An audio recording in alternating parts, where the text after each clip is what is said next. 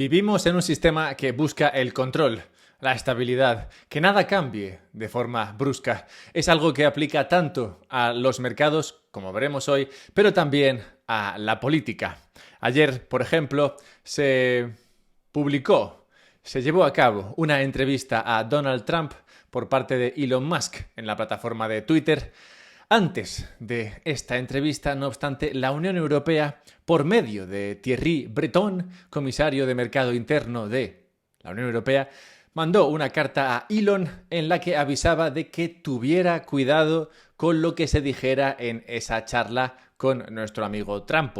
Llegaba incluso a amenazar a Elon con sancionar o cerrar Twitter en función de lo que se dijeran. Concretamente decía algo así como: no nos temblará el pulso siempre que de esa manera protejamos, como no, a los ciudadanos de la Unión Europea de experimentar un daño severo. Ante esta amenaza de la Unión Europea dirigida, claro, a garantizar el bienestar de la población europea y la estabilidad y cohesión social y política, Elon tuvo a bien responder literalmente con un mensaje de la película Tropic Thunder dirigido a el bueno de Thierry Breton. Take a big step back and literally fuck your own face. Pero ¿será capaz Thierry de lograr esa hazaña? Difícilmente. Personas más jóvenes y más flexibles lo han tratado sin éxito. Vemos, por tanto, que ayer no se lanzaron misiles de Irán a Israel, algo que tenía bastantes papeletas y que en cualquier momento podría darse, pero aunque esos misiles no salieron, sí que se vio bastante violencia ayer, aunque digamos una violencia más dialéctica, una violencia dialéctica y política que de alguna manera es similar a la violencia que vivimos la semana pasada en los mercados. Son dos tipos de violencia. Una tuvo como efecto una volatilidad de los mercados, la otra tiene como efecto cierta volatilidad geopolítica, digamos. Pero creo que ambos casos son dos muestras del mismo fenómeno.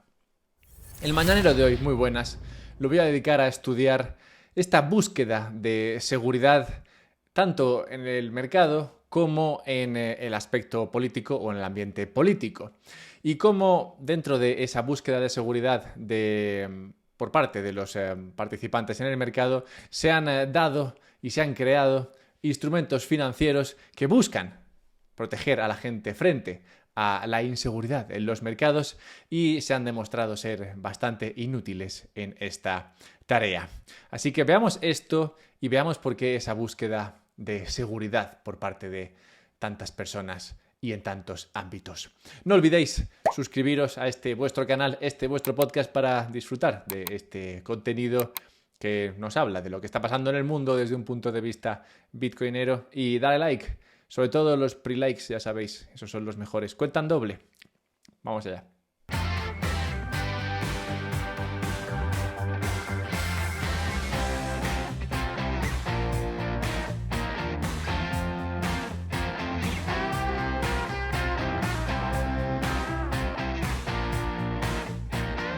Encontramos que los ejecutivos de las empresas de Estados Unidos están vendiendo acciones a un ritmo no visto en más de una década. Esto es, aquellas personas que trabajan en estas empresas y ganan estos dineros, que son bastantes, y demás, están encontrando que es buen momento para deshacerse de parte de esas acciones, dándose cuenta de que gran parte del dinero, gran parte de la subida ya se ha disfrutado, digamos que ya han ganado lo que tenían que ganar, y son conscientes también, y esto es importante, creo que es un tema que habrá que dedicarle tiempo, son conscientes también de que la jubilación está a la vuelta de la esquina, pues no podemos olvidar la demografía de los principales inversores en bolsa. Hablábamos hace una semana de cómo Warren Buffett había vendido gran parte de su capital en Apple, pero bueno, a ver, es que también muchos de estos inversores tienen ya cierta edad. O sea, Warren Buffett debe estar en los 90, si es que no los ha pasado ya. O sea que sí, Este caso es un poco extremo, pero es verdad que los ejecutivos con más seniority dentro de estas empresas, pues ya se acercan bastante al momento de la jubilación y pueden ver que, oye, pues en este momento ya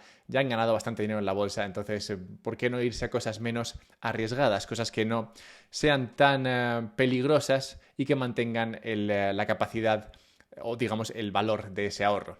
Pero claro, ¿a dónde irse si sales de la bolsa? Pues no es difícil encontrar un activo que te dé cierta rentabilidad y te proteja si vienen mal dadas y buscas esa protección. Lo habitual normalmente habría sido irse a los bonos.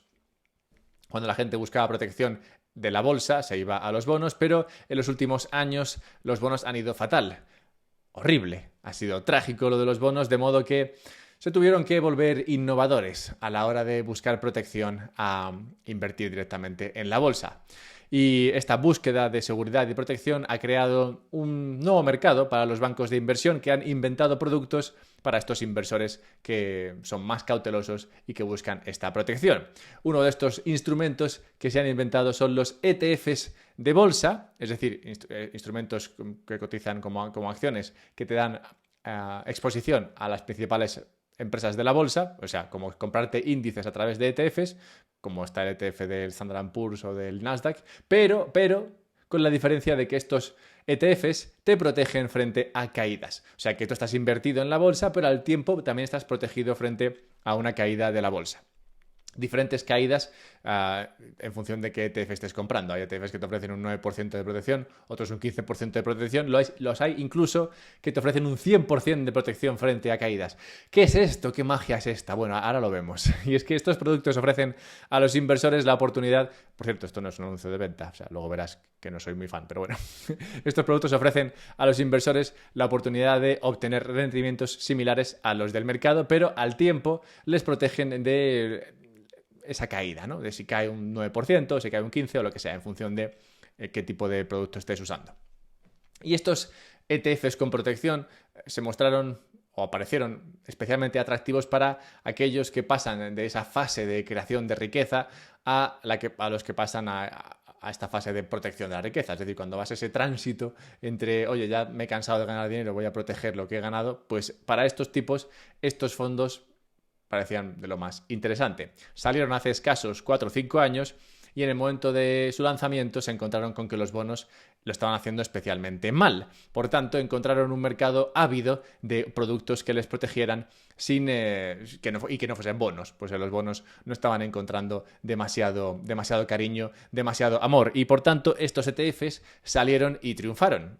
De hecho, en la actualidad existen cerca de 300 de estos ETFs con protección diferentes y tienen unos 48.000 millones de dólares en activos. O sea que estos ETFs que te protegen frente a caídas triunfaron como los chichos porque salieron en un momento en que la gente buscaba esa protección y estos se lo ofrecían. ¿Pero cómo se lo ofrecían? Bueno, pues a costa de algo, claro. O sea, que no hay almuerzo gratis nunca en ningún sitio. Y claro, esta protección a la baja de los ETFs implica renunciar a subidas. O sea, lo que te hacen básicamente es que te dicen, oye, vas a ganar menos si sube mucho, pero también vas a perder menos si baja, ¿vale? Básicamente eso es lo que hacen. Te crean un estructurado con opciones que te permite disfrutar de algo o gran parte de la ganancia y reducir la pérdida. Por ejemplo, uno que te dé un 15% de protección de estos funcionaría de tal manera que habría opciones de compra y opciones de venta para de alguna manera replicar lo que hace el mercado, pero con esa protección y usando, como digo, esas opciones, que son instrumentos financieros derivados de lo que pase en el activo que sea. En este caso, pues si es el Standard & Poor's 500, pues serían opciones sobre el Standard & Poor's 500. O sea, es un estructurado de toda la vida. No sé si a ti te han vendido alguna vez un estructurado. Bueno, pues son estructurados, pero en forma de ETF, que son más fáciles de comprar. ¿Qué problema tienen? Bueno, pues te puedes imaginar que el principal problema que tienen es que cuando pasa aquello de lo que supuestamente te tienen que proteger, es cuando fallan más que una escopeta de feria. Y vamos a ver esto ahora, pero dejadme antes un segundo para hablaros de un sponsor que tenemos en el canal que os permite proteger vuestra riqueza sin que tengas que estar expuesto a estos riesgos que vienen de productos estructurados como estos que estoy comentando. Si no te sientes cómodo, seguro, capaz o en paz autocustodiando por ti mismo miles de euros en Bitcoin, la mejor solución sería, claro, que lo custodiase otro por ti, pero no quieres depender de un tercero, pues si solamente dependes de un tercero que custodia por ti, tu Bitcoin siempre estará en riesgo. Por esto, quizás la mejor solución sería que lo custodien tres terceros, tres empresas independientes, que estas tres empresas dependan de jurisdicciones distintas y que ellas sean las que custodien tu Bitcoin. Esto es precisamente lo que ofrece OnRamp, un sistema de custodia de Bitcoin multifirma, multijurisdiccional, multiguapo, un sistema que en todo momento te permite ver tu Bitcoin en la blockchain de Bitcoin, un Bitcoin que siempre está legalmente bajo tu control y un Bitcoin que no puede ser tocado unilateralmente por ninguna de estas tres entidades. Es la custodia de los campeones, digamos. Descubre más sobre OnRamp en su página web, dejo en la descripción el enlace. También puedes mandarme un mail si quieres más información y si lo contratas y quieres recibir $250 de vuelta, usa el código UPSB. Bien, justo esto contra lo que te buscan defender es, como digo, su punto débil. Los inversores que invirtieron decenas de miles de millones de dólares en estos ETFs con protección que ofrecían cierto aislamiento frente a la volatilidad sufrieron grandes pérdidas la semana pasada durante la venta masiva en los mercados, lo que, según el Financial Times, pone de relieve los peligros que corren los operadores minoristas que buscan formas sencillas de sortear la incertidumbre del mercado. Esto es, cuando los mercados se mueven con rapidez, cuando vuelve la volatilidad al mercado, cuando el riesgo vuelve al mercado, que es justo lo que se supone que te tenían que proteger, pues es cuando estos ETFs se pegan una pequeña buena hostia.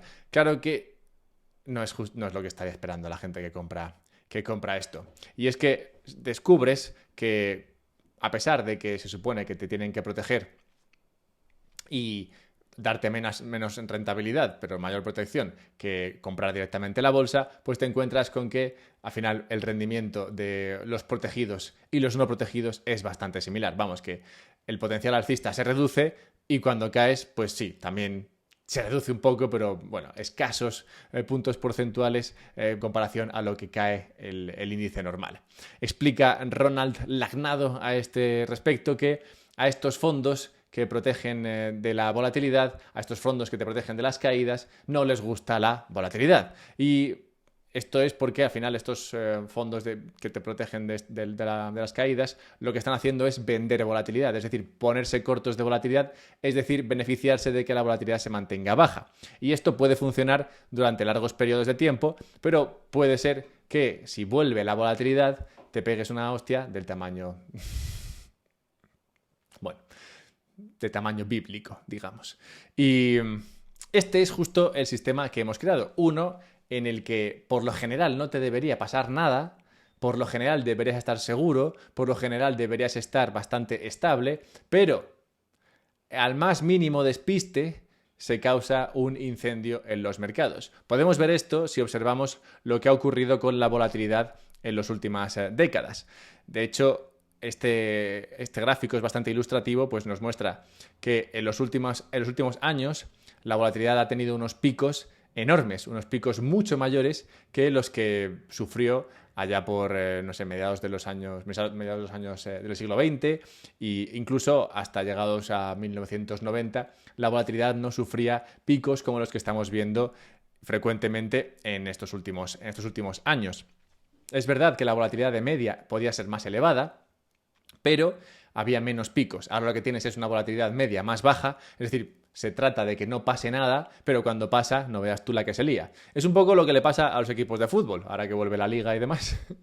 Hay equipos de fútbol que quieren mantener la posesión de la pelota todo el rato, y mientras lo logran, no ocurre nada que ellos no quieran que ocurra. Pero al más pequeño error, al más pequeño fallo, se provoca una contra del rival y acabas con un gol en contra. Por tanto, esto es bastante parecido a lo que pasa en el sistema económico y político actual. En esta huida, lejos de la volatilidad y el riesgo que se encuentran los mercados, y viendo, por tanto, el éxito que se ha vivido por estos instrumentos financieros de protección que luego no te protegen, muchos inversores, por tanto, se han vuelto a preguntar, vale, ¿dónde pongo el dinero si no lo puedo poner en esta mierda de ETFs? ¿Dónde pongo el dinero? Y en la última semana, viendo el éxito, como digo, de estos instrumentos de protección, pues han vuelto de nuevo a los bonos.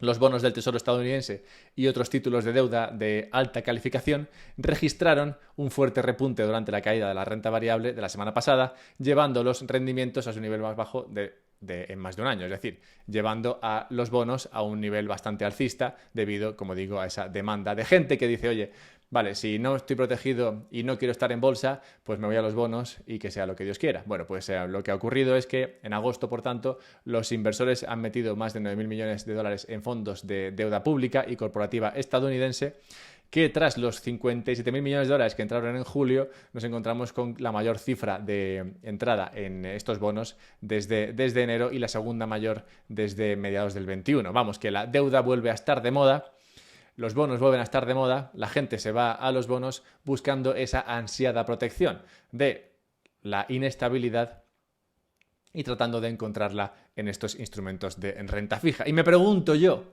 ¿se quemarán los inversores en los bonos igual que se han quemado en estos ETFs protegidos, entre comillas? Pues lo que yo veo es que los intentos de los políticos de la Unión Europea, los esfuerzos de los bancos centrales, los esfuerzos y los intentos de todas estas partes que tienen tanta influencia en la política y los mercados, todos estos esfuerzos van dirigidos a reducir la volatilidad hasta tratar de hacerla desaparecer, algo que es a todas luces imposible. No puedes acabar con la volatilidad en los mercados. Y por esto mi escenario base es que fallarán en su intento de eliminar la volatilidad, de acabar con ella. Yo creo que cosas se acabarán rompiendo, pues las cosas siempre se acaban rompiendo, ya sea en Japón, o en China, o en Europa, o en Estados Unidos, algo se romperá. De vez en cuando pasa esto. Y cuando esto ocurre, o más bien cuando esto ocurra, la volatilidad dará saltos como los que dio la semana pasada, provocando la quiebra de cualquiera que tenga una estrategia que necesite de una volatilidad baja. Y por otra parte, la inflación, que puede repuntar en cualquier momento, quebraría a todos aquellos que están buscando la salvación en los bonos. Por esto creo que los intentos de huir de la volatilidad, de escapar de la volatilidad, de ver a la volatilidad como algo peligroso y tratar de protegerse contra ello, es una estrategia equivocada. No es la mejor manera de enfrentarse a este problema. Creo que lo mejor sería al revés, abrazar la volatilidad, ir hacia ella y prepararse para ella. Asumir que la volatilidad vendrá y, por tanto, meterse en activos que te puedan proteger de esta volatilidad si es que viene. Y, por suerte, hay un activo que lleva la volatilidad de coña. Y este es, claro, Bitcoin.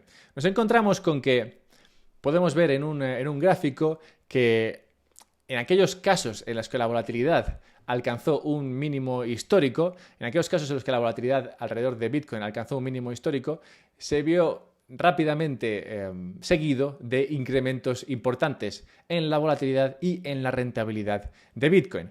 Vamos, que estos momentos históricamente bajos de volatilidad en los mercados se ven seguidos siempre de esa volatilidad que, como digo, acaba volviendo, y más cuanto más tratas de frenarla o de acabar con ella, y esa vuelta de la volatilidad a los mercados, en el caso de Bitcoin, conlleva importantes ganancias. Esto es, la volatilidad que viene en Bitcoin después de esos momentos de baja volatilidad suele venir acompañada de ganancias relevantes para este activo. Y por esto creo que es un activo interesante a tener en cuenta cuando esperas que la volatilidad acabe asomando la patita. Pues, como digo, creo que es algo que acaba haciendo, y más cuanto más tratas de acabar con ella.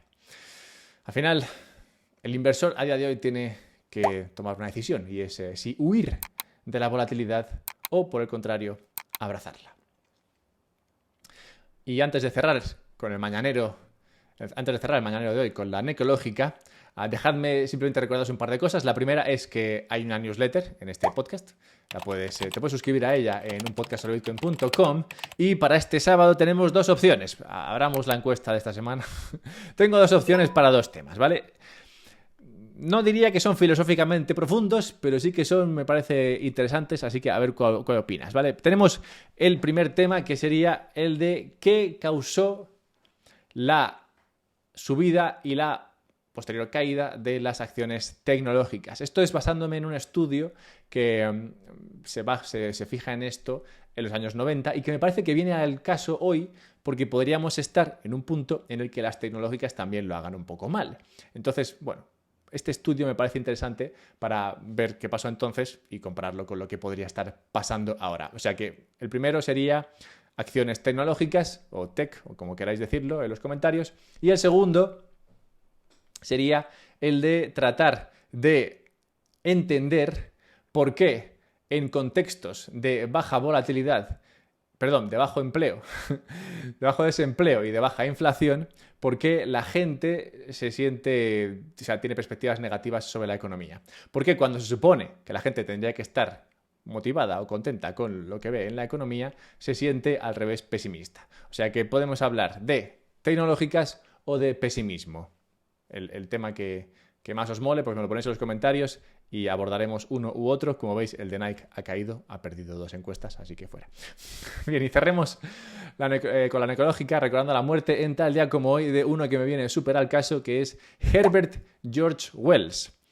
Wells es el autor de, entre todos, libros como el de La Guerra de los Mundos. Wells, al tiempo, era un socialista declarado y miembro de la Sociedad Fabiana, que por lo visto es también una sociedad que inspira el pensamiento del actual presidente o primer ministro de Reino Unido.